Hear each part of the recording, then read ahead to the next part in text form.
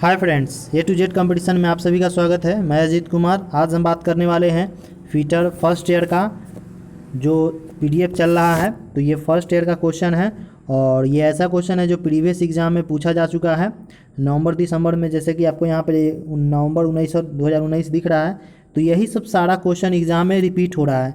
तो आप इसको बढ़िया से पढ़िए और अगर आपको कोई दिक्कत हो तो हमें कॉमेंट करके ज़रूर बताइएगा, ठीक है। तो चलिए शुरुआत करते हैं। पहला क्वेश्चन, तो ये जो सेशन चल रहा है ये फर्स्ट ईयर का है। अगर आप सेकेंड ईयर के छात्र हैं तो सेकेंड ईयर का भी प्लेलिस्ट में बना हुआ है, तो आप जाके सेकेंड ईयर देख सकते हैं, ठीक है। तो चलिए ये फर्स्ट ईयर का है तो इसको हम शुरू करते हैं। सबसे पहला क्वेश्चन क्या कर रहा है, name of the part of file mark x. मतलब ये वाला जो मार्क्स किया गया है इस मतलब ये जो फाइल है ये क्या है, ये फाइल है। तो इसका जो मार्क किया गया है इसका क्या नाम है। तो याद रखेंगे इसको क्या बोलते हैं, हील बोलते हैं। इसको क्या बोलते हैं, हील बोलते हैं, ठीक है। चलिए अगला प्रश्न देखते हैं। 22 नंबर आपके स्क्रीन पर दिख रहा होगा। 22 नंबर का रहा है, what is the use of A try square, यानी ट्राई स्क्वायर का उपयोग क्या है। तो याद रखेंगे ट्राई स्क्वायर का जो उपयोग है वो ट्राई स्क्वायर जो हम अगर ट्राई स्क्वायर की बात करेंगे तो वो इस प्रकार होता है। ये 90 डिग्री बना होता है, एक ब्लेड होता है, एक स्टॉक होता है, नीचे वाला ब्लेड होता है, ये स्टॉक होता है, या मतलब अनुसार से आप रखते हैं। जो पतला होता है वो ब्लेड होता है, एक मोटा होता है जो मतलब स्टॉक होता है, और ये 90 डिग्री का यहाँ पे एंगल बना होता है। तो इसका काम है समकोण की जांच करने के लिए। क्या जांच करता है, समकोण की जांच करता है। ये ट्राई स्क्वायर को गांव देहात में गुनिया बोला जाता है, ठीक है, गुनिया। चलिए अगला प्रश्न देखते हैं। 23 नंबर क्या कह रहा है, what which marking media is poisoned, यानी कौन सा मार्किंग मीडिया जहरीला है। मार्किंग मीडिया के बारे में बताना है जो जहरीला है। तो याद रखेंगे जिंक जो होता है यानी कॉपर सल्फेट, यानी जिंक जो होता है वो जहरीला होता है। कॉपर सल्फेट जो है ये जहरीला होता है, ठीक है। चलिए अगला प्रश्न देखते हैं। 24 नंबर कह रहा है क्वेश्चन क्या कि which part of universal surface gauge hold the scriber, यानी यूनिवर्सल सरफेस गेज का कौन सा हिस्सा स्क्राइबर को पकड़ता है। तो स्क्राइबर जो पकड़ता है, जैसे कि इसमें अगर इमेज दिया होगा तो देखते हैं। 24 का इमेज तो नहीं दिया है बट आपको हम बता देते हैं। ये स्क्राइबर होता है, आपको हम बढ़िया से बता देते हैं, ध्यान समझिएगा। स्क्राइबर इस प्रकार से होता है और यहाँ पर एक पकड़ने के लिए स्नग दिया गया होता है, ठीक है। इसी में कौन सा हिस्सा स्क्राइबर को पकड़ता है, तो स्नग जो होता है यूनिवर्सल सरफेस गेज में जो स्नग होता है वो स्क्राइबर को पकड़ता है। तो इसका आंसर क्या हो जाएगा, स्नग हो जाएगा, ठीक है। चलिए अगला प्रश्न देखते हैं। 25 नंबर। अगर आपको कोई दिक्कत हो, नहीं समझ में आए तो हमें कमेंट करके ज़रूर बताइएगा, तो उसके बारे में अगले बार में बढ़िया से डिस्कस कर देंगे। ऐसे हम कोशिश करते हैं कि आपको कोई भी मतलब प्रॉब्लम ना हो। चलिए अब 25 नंबर क्वेश्चन क्या करा है, what is the name of vice. देखिए ये वाइस जो है आप देखे होइएगा शहर में क्या करता है, चाबी बनाने वाले यानी डुप्लीकेट जो चाबी बनाता है वो इस प्रकार के वाइस का उपयोग करता है। इस वाइस में एक नट लगा होता है जिसको हम क्या बोलते हैं, विंग नट बोलते हैं या फ्लाइंग नट बोलते हैं, ठीक है। तो ये कौन सा वाइस है, इसको बोलते हैं हैंड वाइस, ठीक है। तो इसका इस्तेमाल किया जाता है छोटे छोटे मशीन के पुर्जे बनाने के लिए किया जाता है। तो चाबी रिंच बनाने वाला जो मिस्त्री होता है वो इसी वाइस का प्रयोग करता है। इसमें एक मतलब नट होता है विंग नट, इसको आसानी से खोलने कसने के लिए विंग नट का प्रयोग करते हैं, ठीक है। क्वेश्चन में बहुत बार क्वेश्चन पूछा गया है कि विंग नट को और क्या नाम बोलते हैं, तो फ्लाइंग नट हो गया।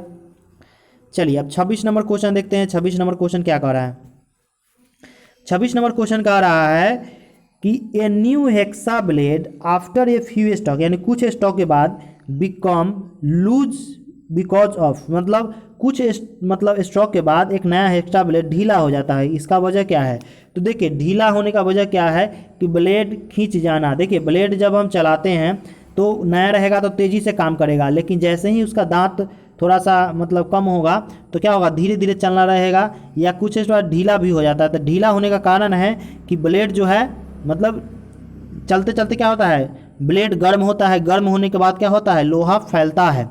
तो ब्लेड जो है वो फैलता है जिस कारण क्या होता है, ब्लेड लंबाई में बढ़ जाता है, ठीक है। इस कारण से ब्लेड खींच जाता है।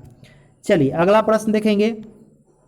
27 नंबर क्वेश्चन क्या कह रहा है, why breakage of teeth occur easily while sawing of thin welded work piece and the start of cut, यानी पहले कट और पतले वर्क पीस को काटते समय दांत बहुत आसानी से क्यों टूट जाते हैं?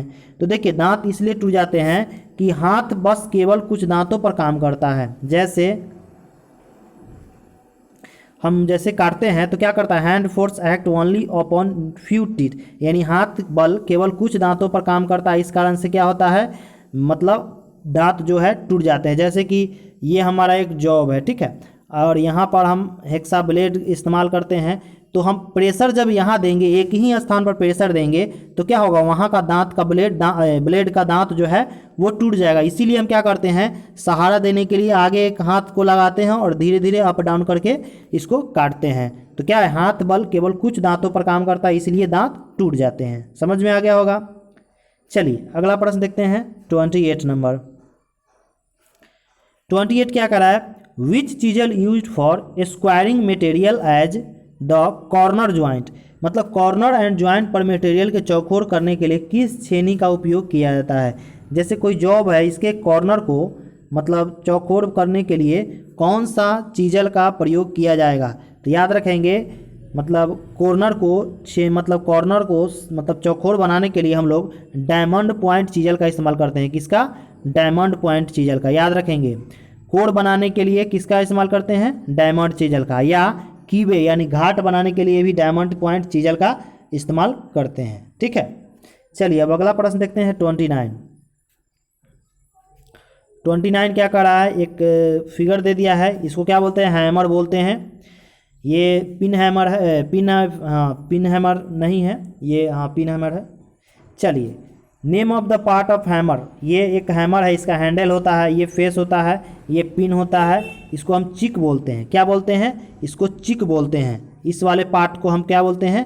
चिक बोलते हैं। इसको आई होल बोल सकते हैं। ठीक है, चलिए तो इसका क्या आंसर हो जाएगा? इसका आंसर सी हो जाएगा, चिक। ठीक है, नेक्स्ट क्वेश्चन 29 हो गया। अब 30 नंबर क्वेश्चन देख लेते हैं। 30 नंबर क्वेश्चन याद ध्यान, पता है इसके बारे में हम थ्योरी में बढ़िया से पढ़ा चुके हैं, तो अगर आप थ्योरी वाला वीडियो नहीं देखे हैं तो ज़रूर देख लीजिए, क्योंकि ये एंगल से संबंधित 3-4 क्वेश्चन एग्जाम में पूछे जाते हैं। Which angle is represented by the symbol going on the cutting chisel, यानी काटने वाली छेदी पर प्रतीक गामा, ये गामा वाला द्वारा कोण कौन सा था? ये गामा वाले कोण को क्या बोलते हैं? मतलब यहाँ से यहाँ तक जो कोण होता है, इसको कौन सा कोण बोलते हैं? तो याद रखेंगे, इसको हम क्या बोलते हैं? रैक कोण बोलते हैं। इसको क्या बोलते हैं? रैक कोण। याद रखेंगे, ऊपर वाले कोण को क्या बोलते हैं? रैक कोण बोलते हैं। ठीक है, याद रखेंगे, ऊपर वाले कोण को रैक कोण बोलते हैं। ठीक है, चलिए अब अगला प्रश्न की बात करते हैं। 30 क्वेश्चन हो गया, अब 31 नंबर क्वेश्चन देख लेते हैं। इसको थोड़ा सा बड़ा कर दिए ताकि बढ़िया से दिखे। 31 नंबर क्वेश्चन ध्यान से देखिए। Name the property of metal which can be down into wire without repeat. धातु के उस गुण का नाम बताइए जिसमें वो बिना टूटे तार में खींचा जा सकता है। यानी बिना की, तो जैसे कि तार बनाने के लिए जो धातु हम इस्तेमाल करते हैं, वो धातु किस प्रकार का, किस कारण वो उस धातु का हम तार बना सकते हैं? तो याद रखेंगे, डक्टिलिटी के कारण छोटा सा, मतलब लंबा छोटा सा तार को बहुत बड़ा खींच के बनाया जा सकता है। ठीक है, तो किसके कारण? डक्टिलिटी के कारण, याद रखेंगे। ठीक है, चलिए अगला क्वेश्चन देखते हैं, 32 नंबर। 32 नंबर क्वेश्चन क्या कर रहा है वो हम समझेंगे। What is the spindle movement of one division of thimble with spindle thread of 0.5 mm pitch, यानी थिम्बल के एक डिवीजन के स्पेंडिल मूवमेंट क्या होगा जब स्पेंडिल थ्रेड 0.5 mm पिच का होगा, तब उसका मूवमेंट क्या होगा?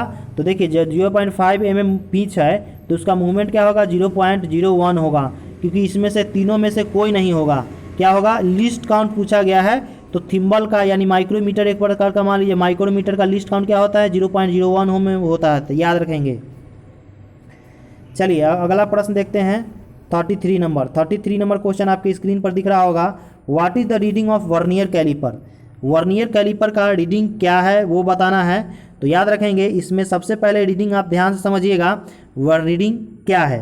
तो देखिए, 5 6 30 यहाँ तक हो जाता है, यहाँ तक टोटल 35 हो जाता है। क्या होता है? यहाँ तक टोटल 35 हो जाता है। उसके बाद जब हम मल्टीप्लाई करेंगे तो रीडिंग का एक फार्मूला आपको हम लिख के बता देंगे, क्योंकि वर्नियर कैलिपर माइक्रोमीटर का तो हम क्लियर कर चुके हैं। तो सारा का रीडिंग एक बढ़िया सा हम दिखा देंगे अगर आप क्लास में रेगुलर आते हैं तो, और इसमें लाइव के माध्यम से भी हम करा देंगे। तो रीडिंग में यहाँ पे कुछ दिया गया नहीं है, यहाँ पे इसी का रीडिंग का बताना है। तो इसका रीडिंग का मान क्या हो जाएगा 1 2 3 यानी 0.0, इसमें एक और दशमलव होता ना तब बढ़िया से निकाल जाता।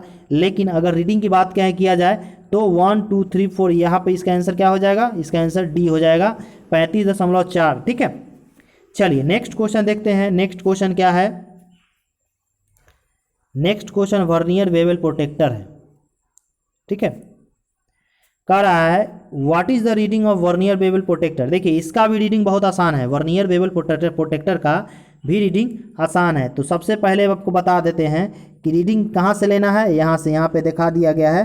तो ये 40 पर है, तो याद रखेंगे 40 से ज़्यादा ही होगा, कम नहीं होगा। तो 1850 होगा नहीं, 50 जो बहुत ज़्यादा 58 भी नहीं है। तो ये 41 डिग्री 50 इंच। तो ध्यान समझिए 40 के बाद थोड़ा सा हल्का आगे है तो 41 है, और नीचे देखेंगे नीचे क्या है 50, यानी यहाँ पर ध्यान से देखिएगा ये 60 से पहले है। तो 60 से पहले क्या लेते हैं 50 हो सकता है। ठीक है, 60 से पहले क्या होगा 50 हो जाएगा। यानी यहाँ पे देखिए 30 है, 30 आप रीडिंग गिनिएगा तो 50 नीचे वाला स्केल में इंच दर्शाया गया है, ऊपर वाले में डिग्री दर्शाया गया है। तो ऊपर वाले में ध्यान समझिएगा 41 डिग्री हो जाएगा और नीचे वाले में 50 इंच। तो इसका मतलब रीडिंग क्या हो जाएगा 41 डिग्री 50 इंच। समझ में आ गया होगा।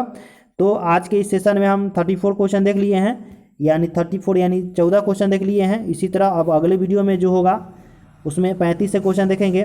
तो अगर आपको कोई भी डाउट हो क्वेश्चन में तो हमें कमेंट करके ज़रूर बताएं, और अगर अच्छा लगे तो लाइक कीजिए, अपने दोस्तों को भी शेयर कर दीजिए, और इसी तरह के वीडियो देखने के लिए हमारा channel A to Z competition को सब्सक्राइब जरूर करें।